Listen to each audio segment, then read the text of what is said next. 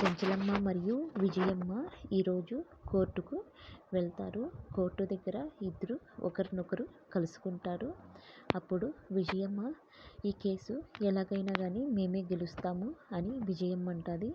చెంచలమ్మ కూడా మేం గెలుస్తామని, న్యాయం ఎటువైపు ఉంటే వాళ్ళే గెలుస్తారని చెప్పేసి చెంచలమ్మ అంటుంది. విజయమ్మ నీకు ఇంకా బుద్ధి రాలేదా? నువ్వు చేసిన అన్యాయాలు అరాచకాలకు బదులుగా నీ కొడుకును బలి తీసుకున్నాడు ఆ దేవుడు. నీకు ఇంకా బుద్ధి రాలేదా? నువ్వు చేసిన పనులకు నీ కోడలు దురదృష్టవంతురాలిగా మిగిలిపోయింది అని చెప్పేసి విజయమ్మ చెంచలమ్మను నిందిస్తుంది. అప్పుడు చెంచలమ్మ న్యాయం ఎవరి వైపు ఉంటే ఆ దేవుడు వాళ్ళ వైపే నిలుస్తాడు అని చెప్పేసి అంటుంది. తర్వాత కోర్టు కేసు తీర్పు వస్తుంది. మేడం ఈ కోర్టు కేసు కొట్టేశారు అంటే మనమే గెలిచామా అని విజయమ్మ అంటుంది. లేదు మేడం చెంచలమ్మ గారే గెలిచారు అని చెప్పేసి అంటాడు. తర్వాత గ్రామాధికారులందరూ చెంచలమ్మ గారికి జిందాబాద్ అని చెప్పేసి నినాదాలు చేస్తారు. తర్వాత ఇంటికి వెళ్ళిపోతారు. విజయమ్మ ఇంటికి వెళ్ళి వాళ్ళ నాన్న దగ్గర కూర్చొని ఏడుస్తూ ఉంటుంది. అప్పుడు విజయమ్మ భర్త వచ్చాక మీకు సంతోషంగా ఉందా? మీ ఫ్రెండ్ ఓడిపోతే నేను చూడలేనంటూ రాలేదు. ఇప్పుడు మీ ఫ్రెండు అతని భార్య అందరూ సంతోషంగా ఉన్నారు. మీకు కూడా సంతోషంగా ఉందా అని చెప్పేసి తన భర్తని నిందిస్తూ ఉంటుంది. అప్పుడు వాళ్ళ విజయమ్మ కూతురు వచ్చి అదేంటమ్మా నాన్నని అంటున్నావు? ఈ కేసులో ఎవరో ఒకరు గెలిచేది ఓడేది అనేది జరుగుతుంది. నాన్నేం చేశారు అని చెప్పేసి అంటుంది. అంతా మీ నాన్నే చేశారు అని చెప్పేసి విజయమ్మ తన భర్తని నిందిస్తుంది. తర్వాత చెంచలమ్మ కూడా ఇంటికి వెళ్ళిపోతుంది. ఇంటి దగ్గర చంటి పని కోసం అక్కడే ఎదురు చూస్తూ ఉంటాడు కదా. ఇంతలో ఇంటికి వస్తాడు. మీరెందుకు ఇక్కడ అంటే నేను కూడా ఇక్కడే పని చేస్తున్నాను, నేను కూడా ఇక్కడే ఉండేది అంటే, ఓ మీరు కూడా ఇక్కడే పని చేస్తారా అయ్యోరు, మీరేం పని చేస్తారు అని చెప్పేసి అంటూ ఉంటాడు. తర్వాత కేశవ అక్కడ పని వాళ్ళను మాట్లాడిస్తూ ఉంటాడు. ఇంతలో చంటి వాళ్ళ బాబాయి వచ్చేసి అక్కడికి, ఒరేయ్ చంటి నువ్వు ఇక్కడేం చేస్తున్నావు?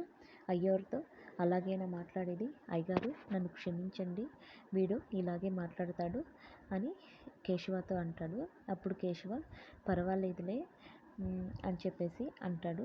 అయ్యోరితో పెద్దవాళ్ళతో అలాగేనా మాట్లాడేది అని చంటితో అనగా, చంటి అప్పుడు ఇతను కూడా ఇక్కడే పని చేసేది, కాకపోతే ఆయనేమో పెద్ద పాలేరు, నేనేమో చిన్న పాలేరు అంటాడు. అంతేలే ఇంట్లో పనిచేసే వాళ్ళను పెద్దోళ్ళను పెద్ద పాలేరని అంటారు, పర్వాలేదులే అని కేశవ అంటాడు.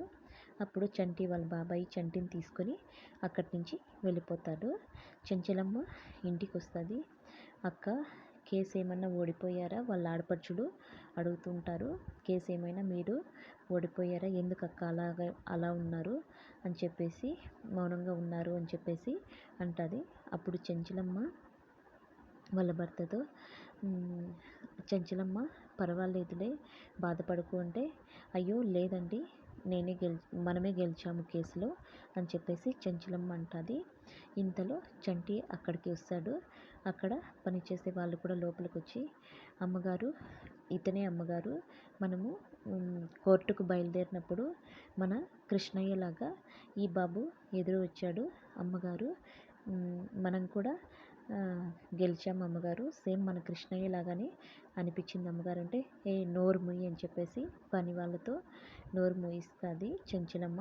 ఎందుకంటే తన కొడుకు స్థానాన్ని ఎవరు భర్తీ చేయలేరు, తన కొడుకు స్థానం తన కొడుకుదే, తన కొడుకులాగా ఎవరు ఉండలేరు అని చెప్పేసి చెంచలమ్మ అంటుంది.